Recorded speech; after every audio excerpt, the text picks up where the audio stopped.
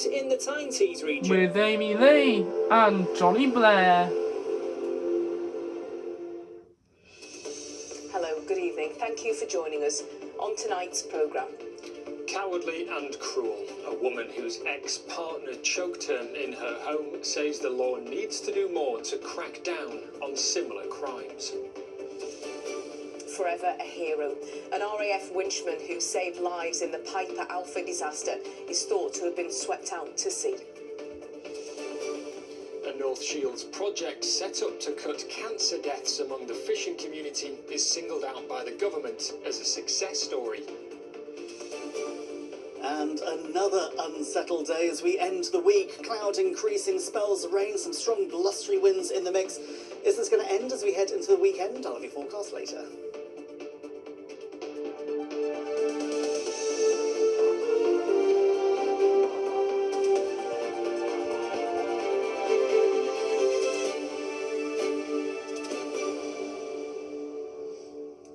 First tonight, a powerful story, but one that does contain images and details that could be distressing. A survivor of domestic abuse has called for stronger jail terms for perpetrators of violence after she suffered strangulation at the hands of her ex-partner. Gemma Laidler from Tyneside was attacked by Ryan Grundy in 2022. He was sentenced to 14 months in prison. Since then, Gemma has been campaigning for longer sentences for the crime of non-fatal strangulation, where someone is choked but doesn't die. The abuse Gemma endured was all caught on camera. She shared this footage with ITV Tyne with the hope of showing other victims that they are not alone. A warning again that this report from Amy Sutton features extremely distressing content from the beginning and throughout. Get out! Get out! You're about to see what it looks like when what was a loving relationship turns into brutal violence. Hitting the woman, pushing the woman, grabbing her by the feet. I thought I was going to die. The look of venom and rage in his eyes, like I've never seen eyes that dark before. I think I was just in shock more than anything. I'd never been physically assaulted in a relationship before, so it was very new, and I loved him with everything. So for him to do that, I was just in total shock. Gemma Laidler and Ryan Grundy were together for 3 years. She said it felt like a relationship with a future, but things changed within weeks after he moved into her home. At first, the abuse wasn't physical, but it wasn't long before Grundy took his rage out on furniture. Then he took it out on her, threatening Gemma with a knife, headbutting her, slapping her. All violent acts which escalated to eventually taking his hands to her throat. Gemma found the strength to take the footage she'd recorded to the police.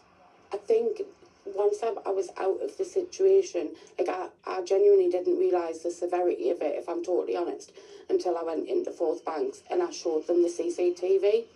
And I'll never forget that officer's face, his face just drained when he watched it. And I was like, he must see so many sights. And that's when it was a big slap in the face of how serious that actually was.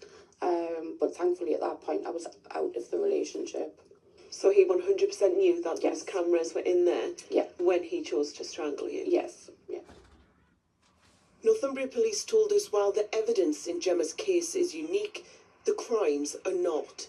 They said the force is dedicated to tackling this issue. Training on domestic abuse has been given to all frontline officers in their force, and they say they're in a better position than ever to arrest and charge offenders. My name is Andy Stevenson and I'm the Chief Inspector in Safeguarding.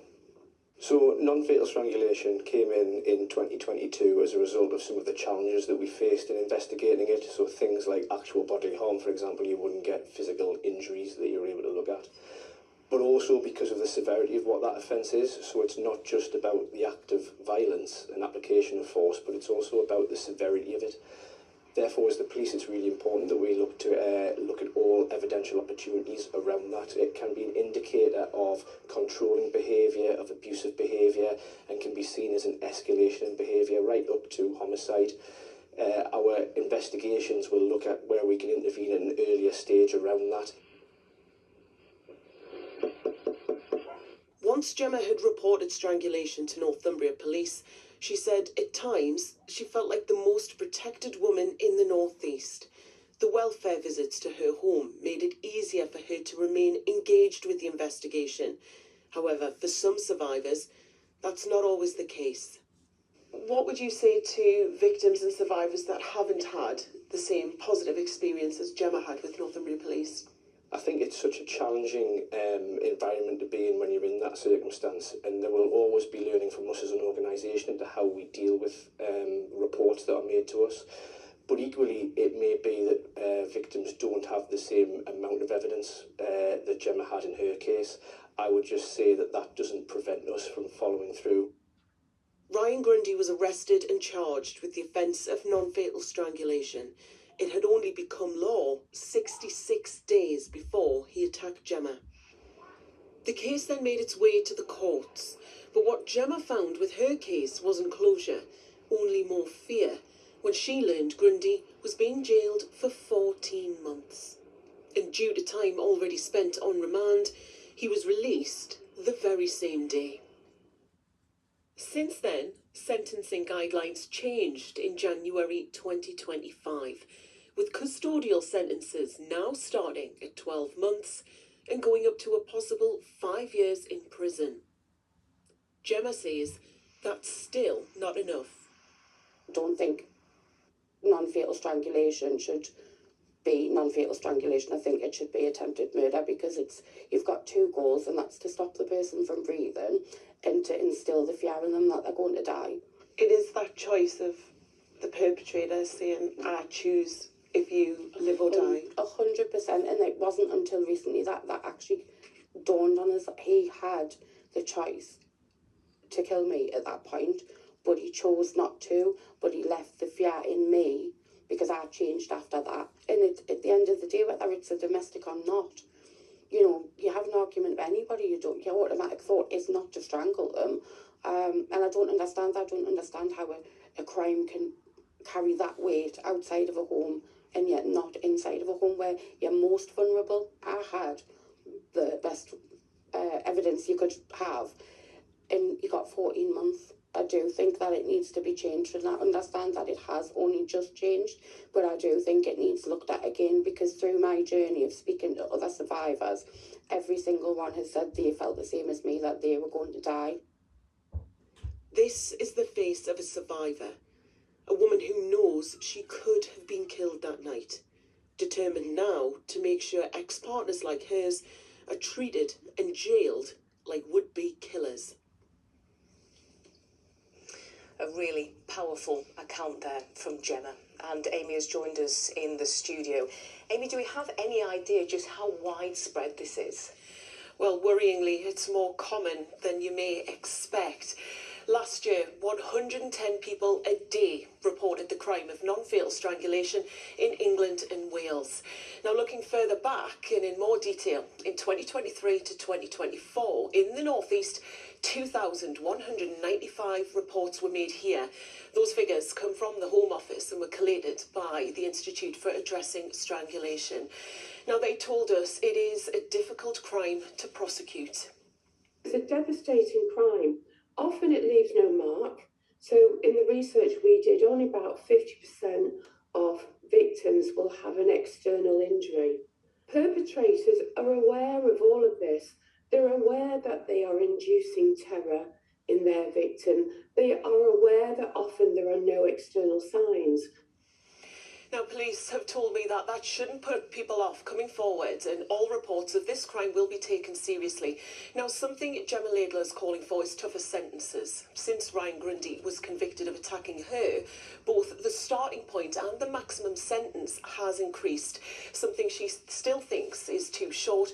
Well, we put that to the Ministry of Justice, who say they're committed to tackling violence against women and girls, and they also told us Although sentencing decisions are made by the independent judiciary, non-fatal strangulation committed as part of domestic abuse can carry a sentence of up to 5 years in prison.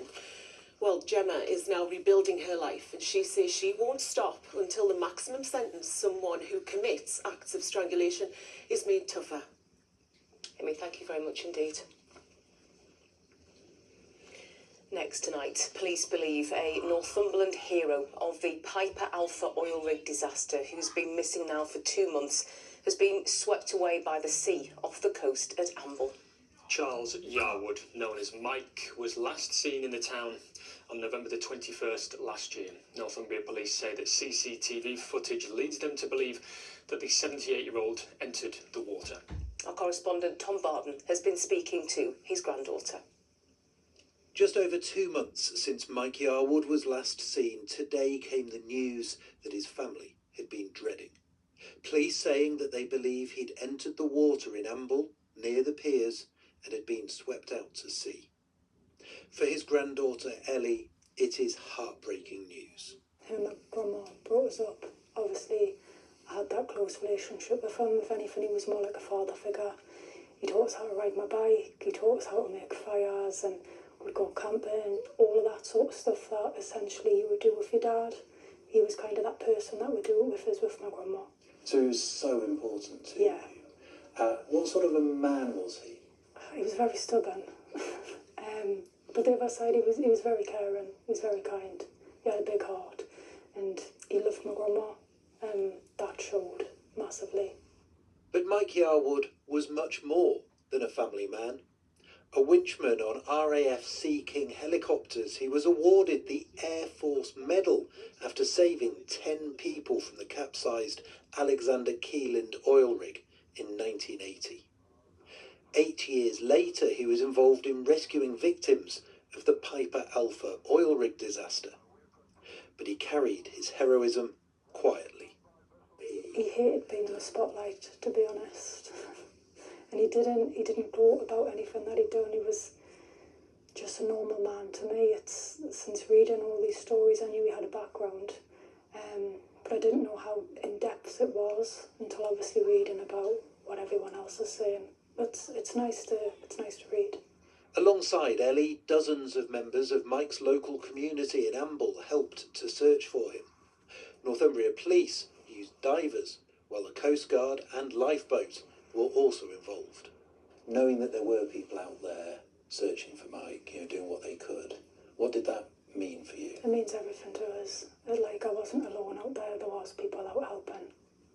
And I know, regardless of it all, people have tried. And I think that's the thing that I need to accept, is we've essentially done what we could. I think part of us is still hoping that he does come home, but I know that's obviously very little chance of that happening. A hero who had saved countless lives at sea and who'll be missed by everyone who knew him. Tom Barton, ITV News, Amble.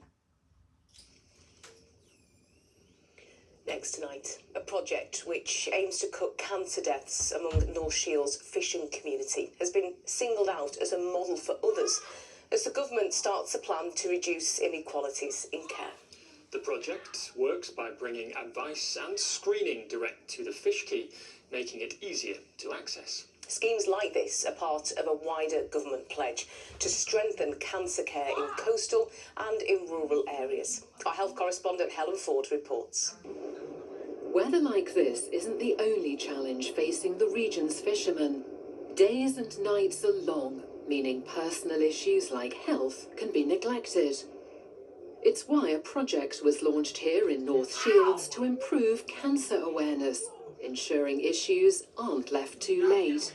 Early cancer screening is a must, not leaving it until it's either stage 3 or stage 4. Removing the barriers, removing the stigmas from cancer, bringing cancer screening as much as we possibly can to the fish quay, which we have begun doing. When did you say you quit smoking? The programme is run jointly by 2 charities, the Fishermen's Mission and Macmillan Cancer Support. It also relies on cancer champions like Colin, spreading spreading awareness and information within his community. It is easy to talk about it because I've lived it and experienced it. So. He put off seeking medical attention for a mole on his back. It was only when bad weather stopped him leaving harbour one day that he made an appointment for what turned out to be an advanced skin cancer. Fishermen don't really talk about the private stuff, what goes on at home, or like health issues. We keep things private. So coming from a fisherman and sharing his experience to another fisherman, I think it makes you think, well, if he's done it, maybe I should do it.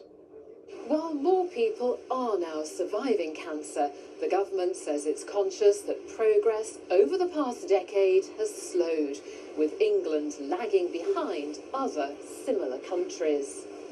With so much pressure on NHS services, the question is how to diagnose more cancers more quickly. A focus on coastal and rural communities will form part of a soon-to-be-published National Cancer Plan for England. Alongside grassroots projects like the one in North Shields, measures will include increasing the number of cancer specialists and greater use of technology to spot cancers. How much of this is about community action and how much of it is about government policy, really, to get to that end point? Well, the really heartening thing is it's about both. This is an exemplar of us moving care from hospitals into communities, and what's happening here in this place is informing national policy, is informing the National Cancer Plan, and is helping us work out where the best staff need to be. While the government is committing itself to improving cancer care, people in this community are helping each other in the hope that more can survive the disease. Helen Ford, ITV News, North Shields. Stay with us because the ITV Evening News continues at 6:30. Coming up, outrage from British veterans and their families as President Trump says NATO troops avoided the front line in Afghanistan. Hundreds of British troops died and hundreds more lost their limbs in Helmand. Downing Street says the US president is wrong. Others go further, calling his comments the ultimate insult. The missed opportunity to save the life of this 20-year-old after a flesh-eating bacteria was mistaken for tonsillitis. And the DJ from Brooklyn Beckham's wedding gives the inside story on that dance. There was no black cat, PVC cat suits. There was no Spice Girl action. So do join us for those stories and more from 6:30.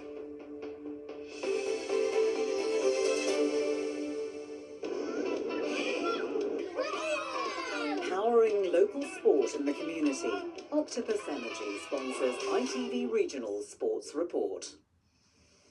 Well, there are games to be played and deals to be done. This is a busy month in the world of North East football. Simon? Yeah, it certainly is, and the annual January juggling act is very well underway. The transfer window is of course open, but is there any time to admire the view? Newcastle United in particular are pushed for time. They have already played 6 games this month, and they've still got 3 to come before February rolls around. So many games, so little time. That's the story of Newcastle's January transfer window so far. Sunderland's month has been slightly different, but there might still be deals to be done for the Black Cats. All clubs have recruitment structures behind the scenes, but the head coaches have to be involved when decisions are made, whilst also getting the teams ready for games, which does beg the question, how do you possibly manage to fit everything in? Yeah, I don't sleep much, and my social life is zero.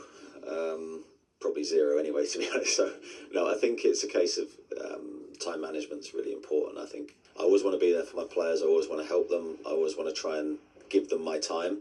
So that's the priority number one, and then everything else sort of takes second priority to that. The other question for Newcastle is whether they need to sign anyone in January. I think it depends on what you see as success this season, or what exactly Newcastle want to achieve. I think they can get through the end of the season without signing someone, because in all likelihood, if they do bring somebody in, it's going to be a defender who probably isn't going to start immediately, or certainly when everyone's fit. Newcastle have a positional need at the moment. I do think they would benefit and everyone be lifted slightly in the fan base and even inside the club if someone did arrive. And so for that sense, I think beyond just what they can offer on the pitch, maybe a new signing would be good in that regard. No, I'm not panicking. I think that is the worst thing you can do in the transfer market, is make rash decisions. let's see what happens in the last few days. I mean, anything can happen from this point onwards, but certainly we will try not to panic and we'll try and make the right decisions. Newcastle are at home to Aston Villa on Sunday. Sunderland's January has been about keeping the motor running while 6 players were away at the African Cup of Nations. They managed pretty well, all 6 players are back, and while they might consider new signings, the Black Cats are more likely to send players out, which could mean saying goodbye to the likes of Dan Neil, captain and promotion hero last season, but out of favour in the Premier League. For players who need minutes, the conversation is still open. And if we can find an agreement positive for both sides, the club, them, we'll move forward. So at the minute, nothing is official for any players, but we are working hard behind the scenes. Sunderland are away to West Ham tomorrow. And while the football continues, the January sales go on in the background, and there's extra time for trading. The transfer window doesn't actually close until February the 2nd, because the customary closing date falls on a weekend this year. Well, Middlesbrough have been quite successful with their balance this month in terms of playing games and playing the transfer market. They've signed a couple of players while also winning 3 league games in a row and staying second in the Championship. They're at home to Preston North End tomorrow lunchtime, and it sounds like Borough aren't finished trying to sign Brighton winger Jeremy Sarmiento, even if there's no deal yet. Still a good player, and so that hasn't changed. We see what happened, but it's that type of time now. Also, it will be probably 7 or 8 days, 9 days left. Yeah, so there will be probably a lot of back and forth for different things. You can see all of Saturday's EFL highlights, including Middlesbrough against Preston, on ITV4 at 9 o'clock tomorrow night. It's also on ITV1 at 1:15 midnight. Newcastle United women have been busy in the transfer market this month. Today they confirmed their 3rd January signing. Ashanti Akpan has arrived from Chelsea for an undisclosed fee. She's a midfielder and an England youth international. The Magpies are away to Charlton in Women's Super League 2 on Sunday. Durham travel to Crystal Palace, and Sunderland are at home to Southampton. The game against them is massive. We have to try and close the gap in that mid-table to try and keep in touch. We have to really kind of focus on us and really go on a run. We spoke about how we felt going into that Ipswich game, and it wasn't a nice place. It was a bad run of form, and we really have to try and change our mentality that this is what we're going after and we're going to go hard. Away from football, big news in Rugby Union's Premiership today. Not sure if it's good or bad news for the Newcastle Red Bulls. Their opponents tomorrow are Saracens, who today announced their long-serving director of rugby, Mark McCall, is leaving at the end of the season. So tomorrow's the start of his long goodbye. It was photo call day for the Newcastle Eagles today, and the men's team are being thrown to the Lions over the next week. That's the London Lions. The teams play next weekend in the Super League Basketball Trophy final. They meet tonight in the Cup. The problem for the Eagles is they've lost on all 3 occasions they've played the Lions this season. The season it's been interesting so far, I think. We've had really good patches and some really difficult patches, and we're in the middle of a difficult patch at the minute. So playing against, the juggernaut of British basketball is a challenge, but I've said to our guys, I think we need that challenge, I think we need to be able to try and prove to each other that, we can build, prove to each other that, we can compete with these guys, obviously ahead of the trophy final next week. So we're excited.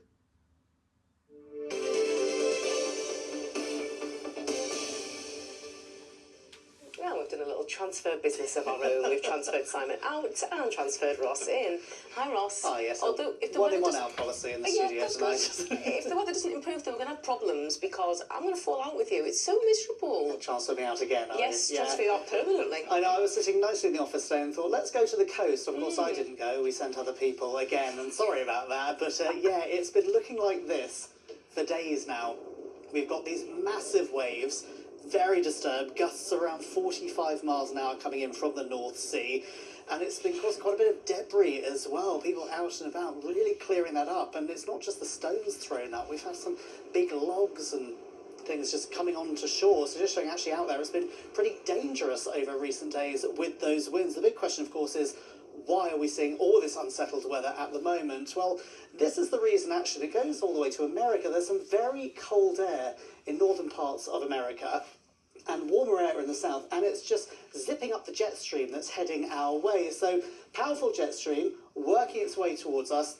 Caught in this, we have all this unsettled weather, low pressure systems that we're seeing at the moment, slightly milder air, and it's being blocked by colder air in the east there. Although there is a sign as we head into next week that colder air is going to start to win out, and we could see a little bit of wintry weather, certainly towards the middle of next week. With that in mind, let's take a look at the forecast. Wet by the coast, with a high chance of sun and splashing. TUI sponsors ITV Tyne Tees Weather. Lots of cloud, of course, for us today. We've had those strong winds, spells of rain. That's going to continue as we make our way through this evening. Overnight, gradually, a lot of that is clearing its way further north. There'll be at least something in the way of brightness as we head into tomorrow, but generally things staying unsettled, certainly as we head through the weekend into the start of next week. Low pressure systems consistently nearby at the moment.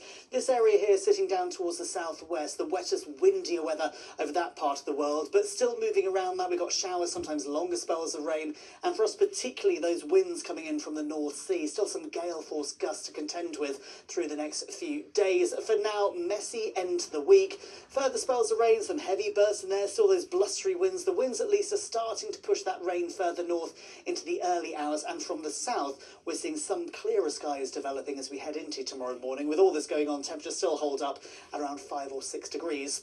So into tomorrow morning, finally a bit of brightness, some sunny spells around.